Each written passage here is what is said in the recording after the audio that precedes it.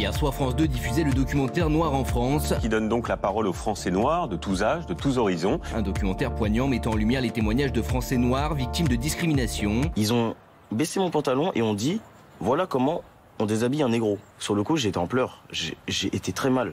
Quel que soit leur âge, leur origine sociale, qu'ils soient célèbres ou non, ils ont tous été confrontés de loin ou de près au racisme. Je vais dans la boutique, je dépose mon CV. La meuf, déjà, elle me regarde hyper mal quand j'arrive.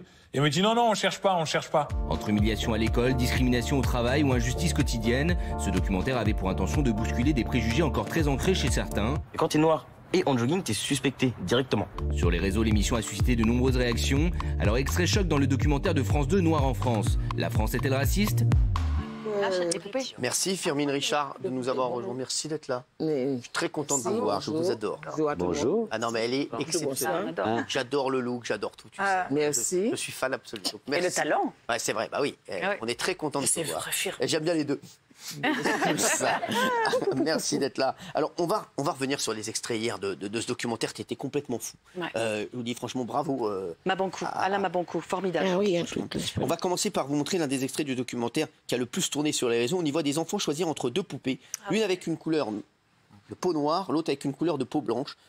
Ils ont appelé l'expérience de la poupée. Regardez, c'est fou. Quelle poupée tu préfères ? Celle-là. Elle. Celle-là. Pourquoi ? Parce que ma sœur, elle joue que avec ses poupées blanches. Quelle est la poupée la moins jolie ? La noire. Parce que j'aime pas trop le noir. Pourquoi ? Parce que tous les enfants de mon école, ils sont blanches. Et moi, quand je serai grande, je mettrai de la crème pour devenir blanche. Terrible. C'est fou. Firmin, c'est incroyable de voir ça. Oui, mais vous savez, d'ailleurs, Laetitia et Laurel, qui étaient à côté de moi, a très bien répondu à cette question. C'est-à-dire que ces enfants, alors ça, c'est une, comment dirais-je, une expérience qu'on montre déjà depuis quelque temps. Hein, ça date déjà des États-Unis. Et moi, je comprends, enfin, je n'excuse pas, mais je comprends ce qui s'est passé un peu, ce qui se passe dans la tête de ces enfants-là. D'accord. D'abord, avant, il n'y avait pas de poupées noires. C'est comme très récemment qu'on trouve des poupées noires. Avant, il n'y en avait pas. Moi-même, j'ai baptisé, j'avais 12 ans quand j'ai baptisé une enfant. Quand je lui ai offert une poupée quelques années après, c'était une poupée aussi grande qu'elle, mais je lui ai donné une poupée blanche. Parce qu'il n'y avait pas de poupée noire à l'époque. Les temps ont changé. Maintenant, on trouve des Barbies noires. Avant, il n'y en avait pas. Et comme elle a bien répondu, Laetitia, la culture, on ne te faisait pas aimer quand elle était chez elle au Congo et même aux Antilles. On ne vous fait pas aimer votre culture. Maintenant, les temps ont changé, heureusement.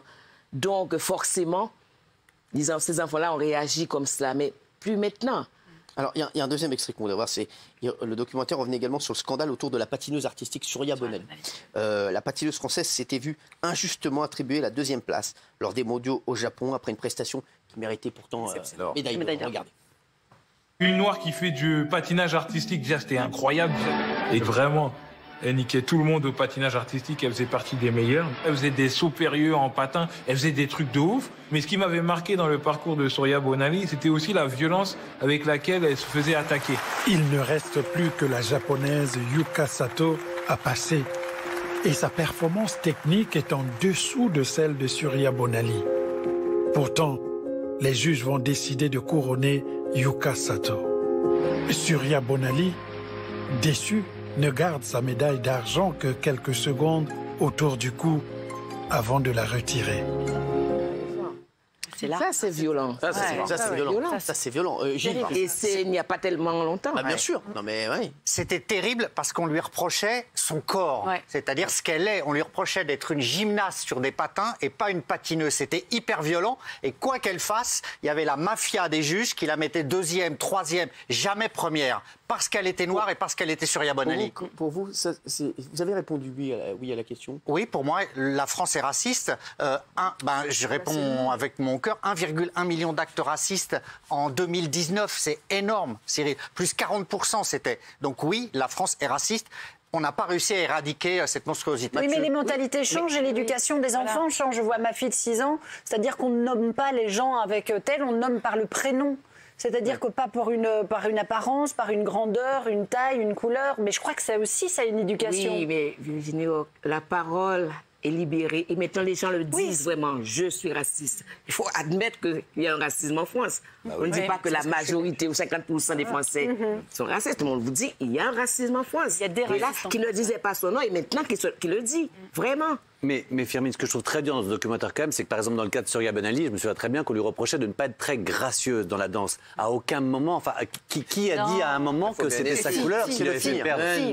On lui reprochait de ne pas être gracieuse parce que sous-entendu, son corps athlétique noir n'était pas un corps gracieux. Ce sont vos sous-entendus, je n'avais jamais entendu ça du tout. Parce que dans l'imaginaire... C'est un racisme qui ne disait pas son nom à l'époque. Exactement. Mais dans vous êtes sûr de ça, c'est un racisme. Quand on subit subtilement les choses comme ça, c'est un racisme qui ne disait pas son nom. Mais maintenant, les gens le disent. Oui, mais pas les juges. C'est ça qui m'a un petit peu en nuance doc, c'est qu'aucun juge ne dit après coup, je reconnais qu'elle aurait dû gagner. Donc c'est un racisme peut-être aussi à l'envers de dire, est-ce qu'on n'est pas en train de dire que c'est un racisme alors qu'elle était juste méritée? Moi, je pense qu'évidemment, il y a du racisme. Mais je ne peux pas dire, jamais je ne pourrais dire que ce pays est raciste ou qu'il y a du racisme.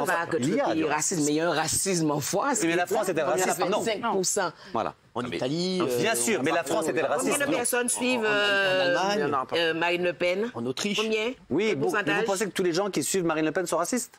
Ben, il y en a beaucoup qui le disent. Ah, oui, mais c'est pas tous les gens qui acceptent les thèses de Marine Le Pen. Oui, mais ils sont pas tous racistes, Firmin. C'est là où on fait des raccourcis un petit peu. Bon. Alors, on va voir. L'un des problèmes dénoncés par les personnes qui témoignaient dans le documentaire aussi, alors ça a dérangé. C'est aussi le rapport avec la police. Et plus précisément, toutes les fois, ils se font arrêter. Regardez le témoignage de Soprano qui est dans le documentaire. Je me rappelle, avec mon groupe, les psychiatres de la Rime, on prend le train pour aller en concert et qu'on est en première classe et qu'on est tout tranquille et que tu vois le contrôleur qui arrive, il n'a même pas commencé, qui dit « La deuxième classe est là-bas !» et qui voit que notre manager est blanc et qui nous dit « Ils parlent français, eux ?» Toi, tu es là, tu le regardes, tu poses des questions, tu le vois qu'il devient tout rouge, que la police a été appelée avant même de contrôler nos papiers, nos trucs, tout simplement parce qu'il nous a vus. Et par contre, il ne parlait pas avec nous. Il ne parlait qu'avec notre manager blanc. La police qui nous attend, qu'on descend alors qu'on avait nos billets, qu'on partait faire des concerts. Dans ma tête, je me suis dit, ah ouais, quand même, c'est parti jusque-là. On n'a même pas dit un mot. C'est parti trop loin. Notre Sopra, que j'embrasse d'ailleurs, qui est formidable, oui. Moi, j'ai trouvé le documentaire absolument incroyable, très édifiant. Mais en même temps, je suis un peu d'accord avec Mathieu, c'est-à-dire que je pense que la France n'est pas raciste par essence. Enfin, moi, je me méfie quand on essentialise et quand on globalise. Alors oui, il y a des racistes, oui, il y a de la discrimination, oui, il y a du contrôle aux faciès, oui, il y a de la violence policière parce que vous êtes noir ou parce que vous êtes arabe. Et donc, c'est insupportable et il faut la combattre. Mais il ne faut pas essentialiser, il ne faut pas globaliser. Non, parce que sinon, on ne s'en sortira pas. Et parce qu'en fait, on est en train... Tout, je suis d'accord. Oui, tout ce que vous avez dit, toutes les exemples que vous avez donnés, il ne faut pas les globaliser aussi. Exactement. Voilà. Oui, voilà. Donc, en fait, voilà. Mais à part ça, le documentaire était formidable. Et après, qu'est-ce que je voulais dire? Il y avait Yannick Noah. Oui, Yannick Noah. Et d'ailleurs, Yannick Noah a été pas mal pointé. s'est fait défoncer. Et ça, je voudrais justement poser la question. Alors justement, on va voir l'extrait. L'une des personnalités françaises invitées à témoigner aussi sur le documentaire, c'est Yannick Noah, qui est le premier Français noir à avoir gagné Roland Garros. Écoutez bien ce qu'il raconte. Son témoignage a beaucoup fait parler et il s'est fait fracasser, Yannick Noah. Regardez. C'était pas que je jouais un rôle, mais c'est que j'avais un vrai rôle. C'est que je représentais pas juste Yannick, je représente aussi tous les blacks qui jouent pas au tennis. C'est pas quelque chose que j'ai demandé, ça m'est tombé dessus. Voilà, j'avais envie de montrer que j'allais être le premier à le faire et à prouver que le pied noir il va gagner. C'était quelque chose qui me donnait de la force. Pour certains, ça peut être une pression, moi ça me donne de la force.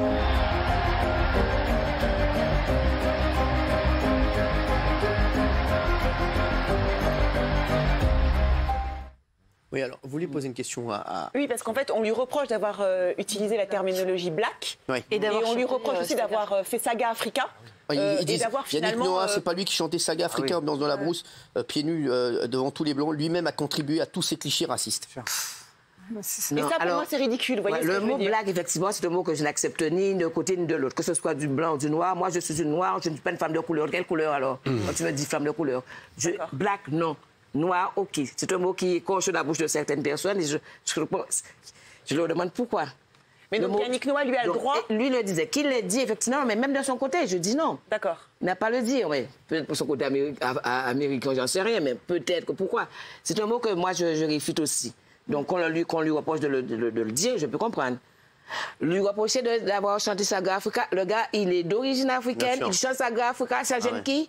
Il chante lui, une partie de sa culture, on la lui reproche.